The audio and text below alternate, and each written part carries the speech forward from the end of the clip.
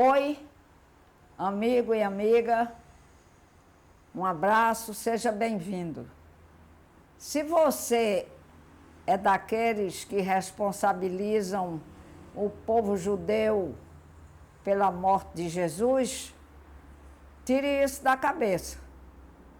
Nós, cristãos, é que nos apossamos do Messias judaico e fizemos dele o nosso Salvador e o nosso Deus.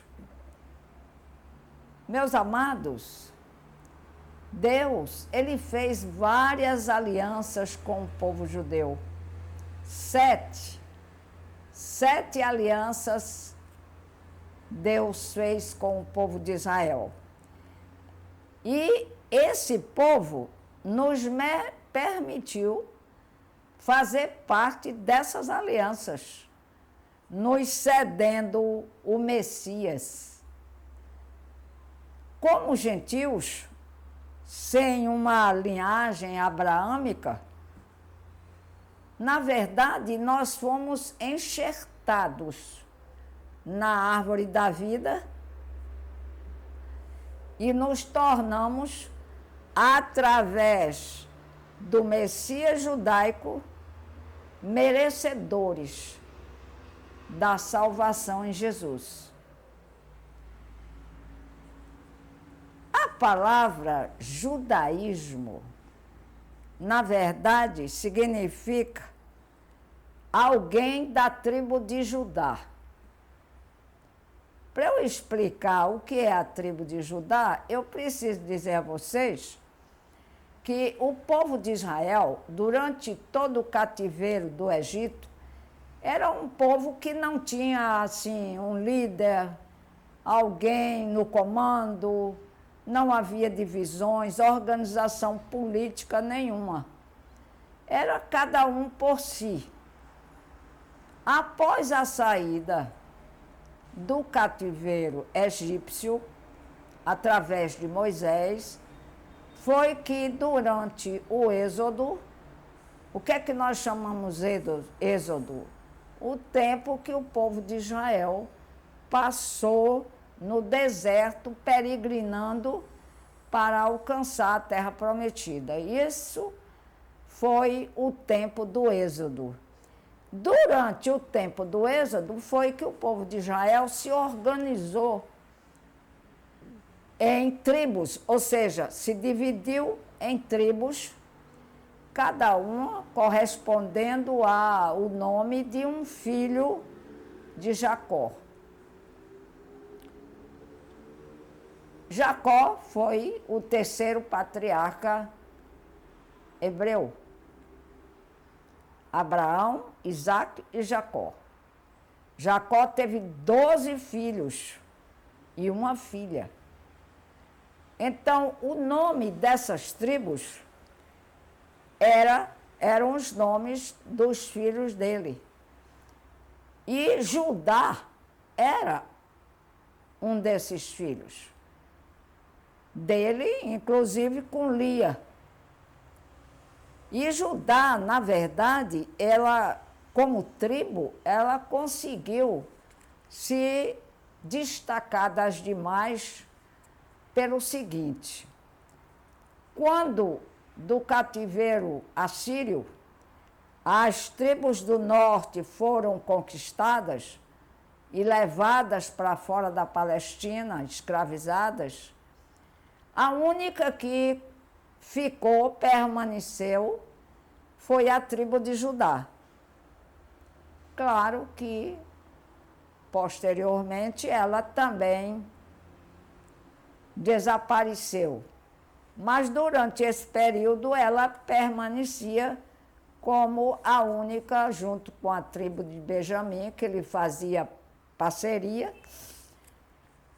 como a tribo, digamos, sobrevivente do cativeiro assírio. Daí a importância dela. Então, todos os judeus que pertenciam a essa tribo passaram a ser chamados de judeus, porque eram da tribo de Judá.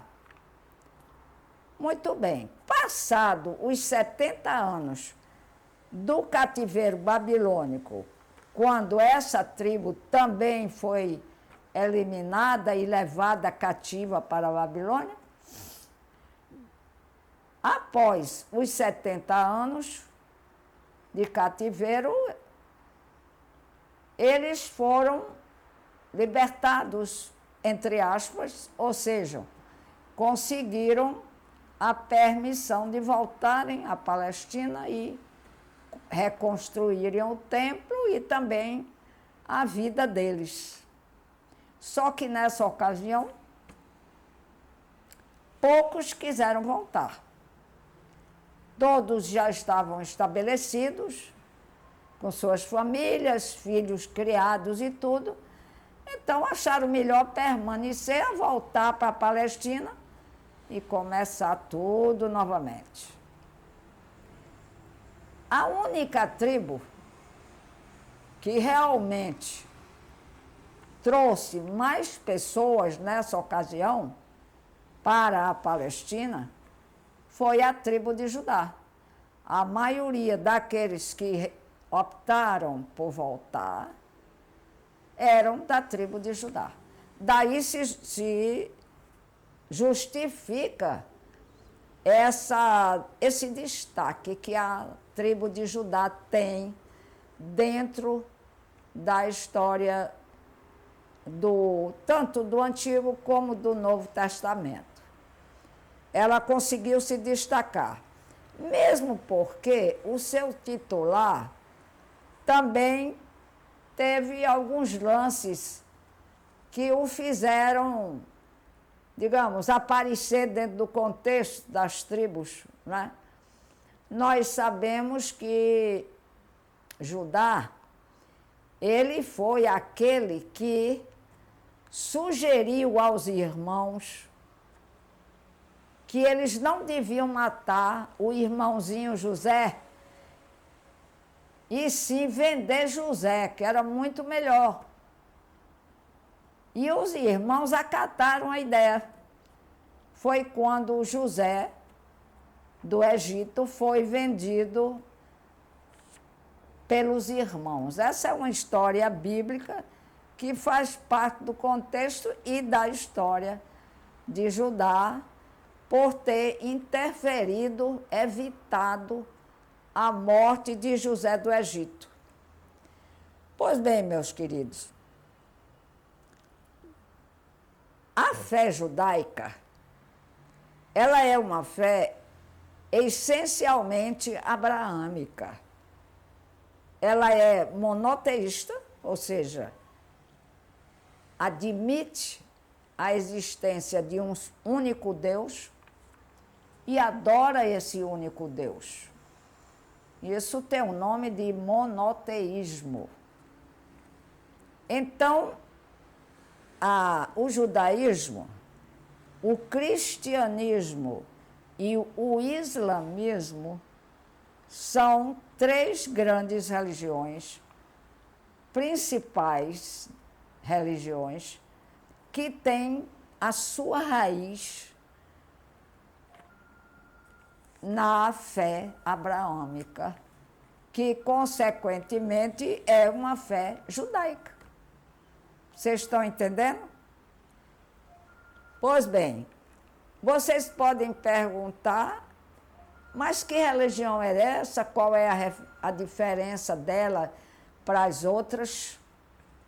As outras, na sua maioria, eram religiões pagãs. E a religião abraâmica foi uma religião revelada. Vocês querendo saber o que é revelada, é o que a palavra expressa. Houve uma revelação para que ela se manifestasse. E nós sabemos que essa revelação foi Deus que revelou-se a Abraão, o convidando a sair do lugar onde ele morava para um lugar que ele mostraria, etc. Então, foi um contato revelatório entre Deus e Abraão pessoalmente. Então, toda religião revelada, ela tem um conteúdo místico, ou seja, existe um misticismo nessa admissão desse contato divino com o ser humano. Não é?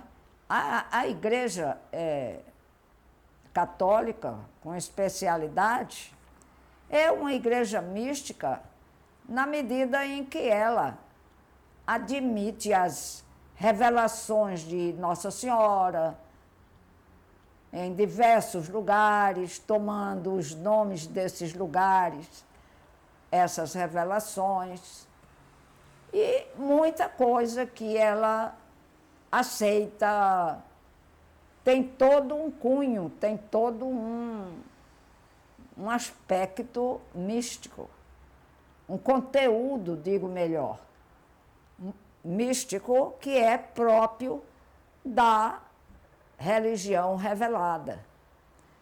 Pois bem, o judaísmo, ele é também chamado de a religião do livro.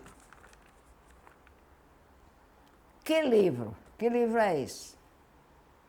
Na verdade, é o conteúdo dos 5 primeiros livros da Bíblia: Gênesis, Êxodo, Levítico, Números e Deuteronômios. Né?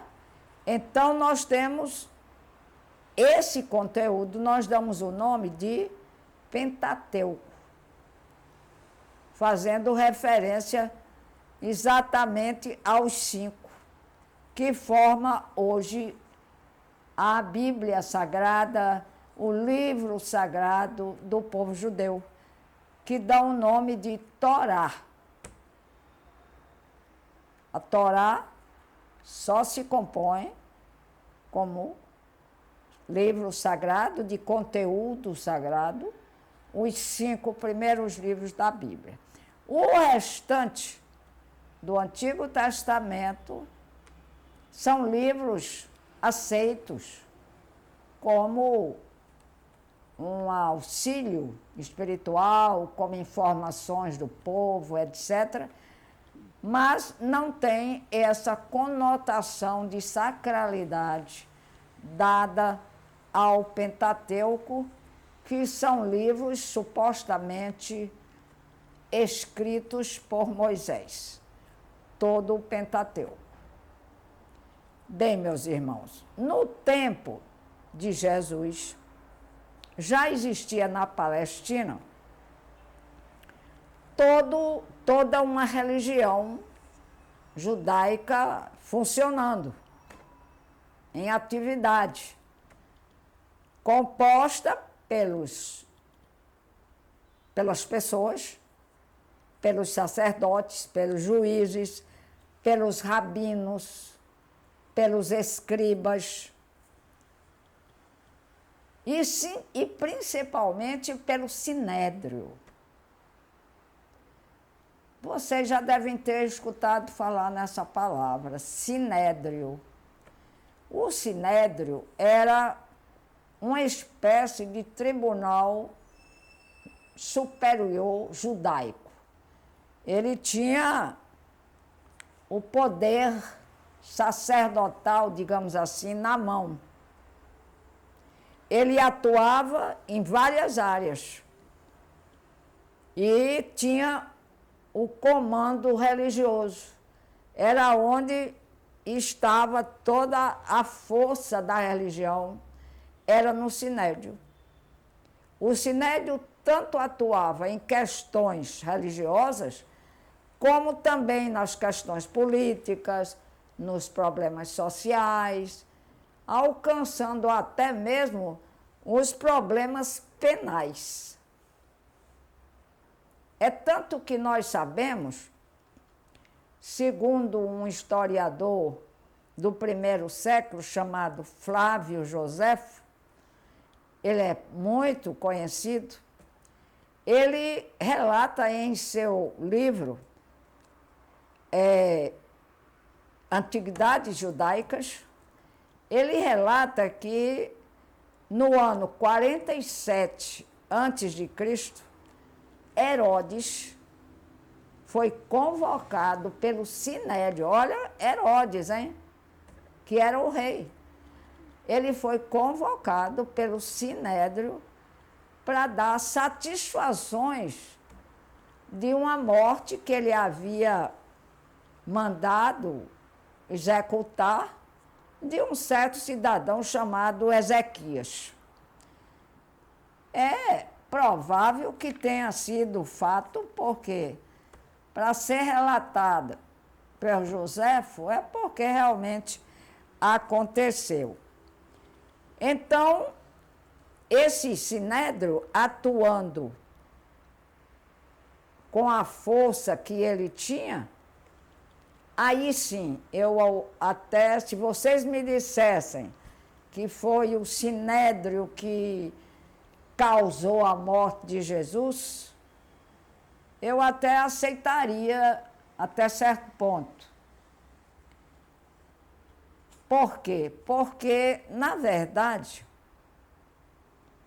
supõe-se e conclui-se das informações que o Sinédrio, ele tanto foi o autor, a ideia de eliminar com Jesus, ou seja, fazer Jesus desaparecer do contexto, por estar criando muitos problemas para eles, como foi também o coordenador.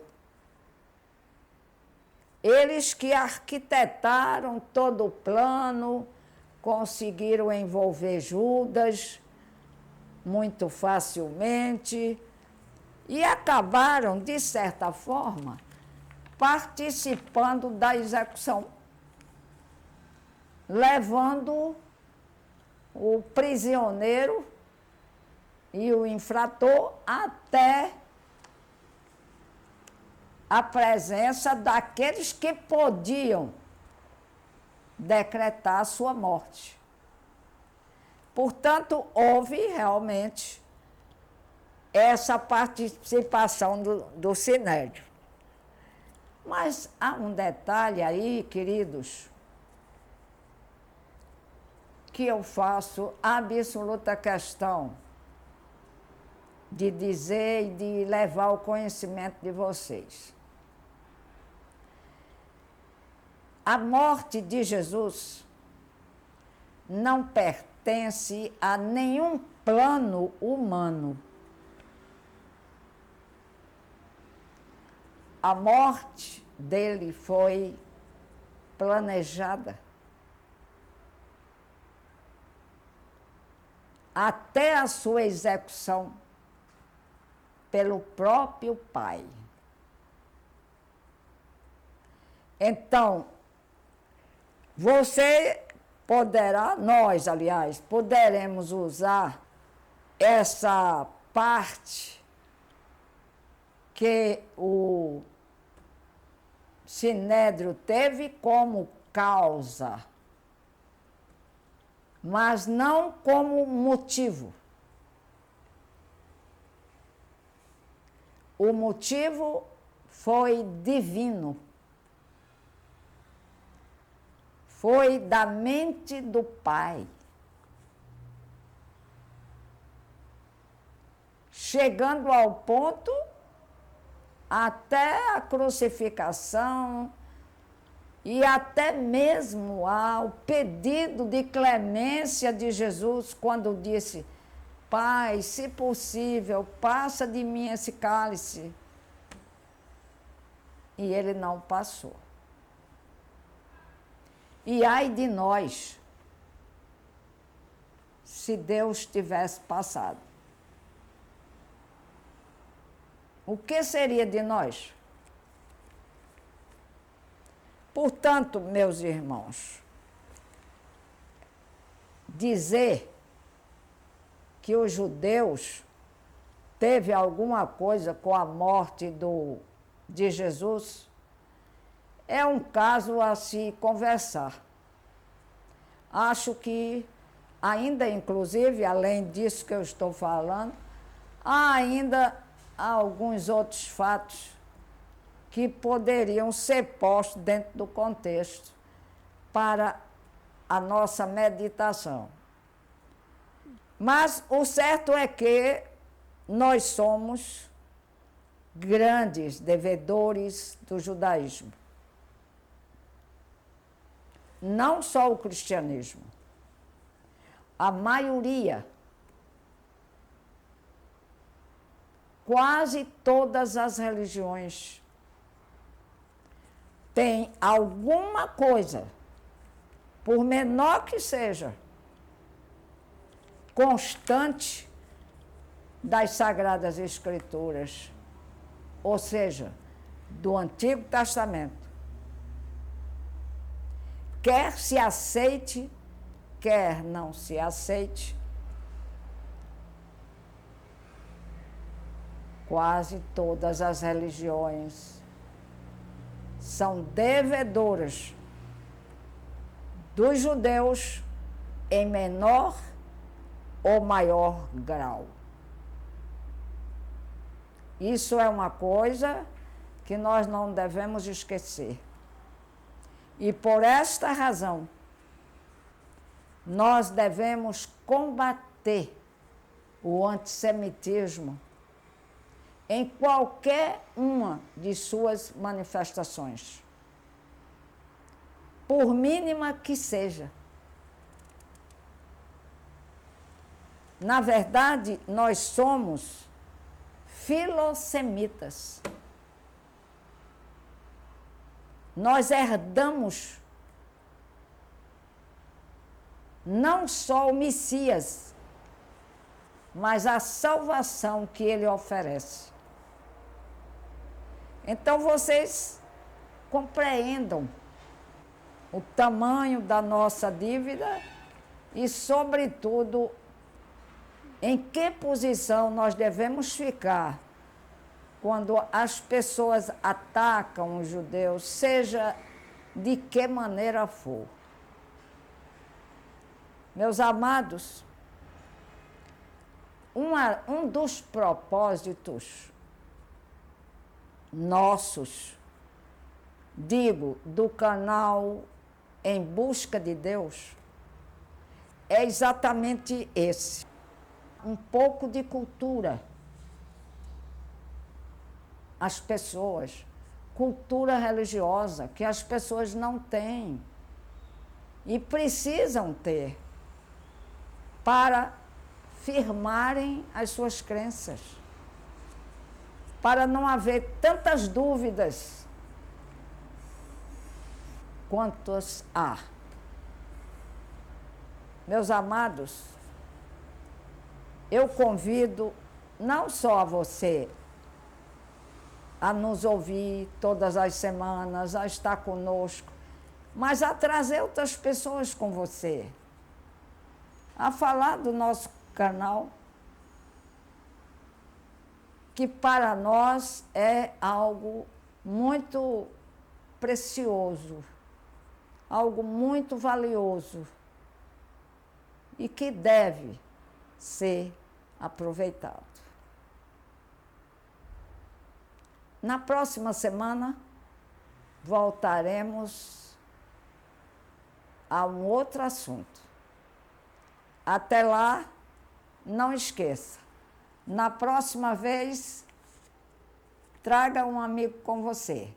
Nós ficamos esperando. Tchau.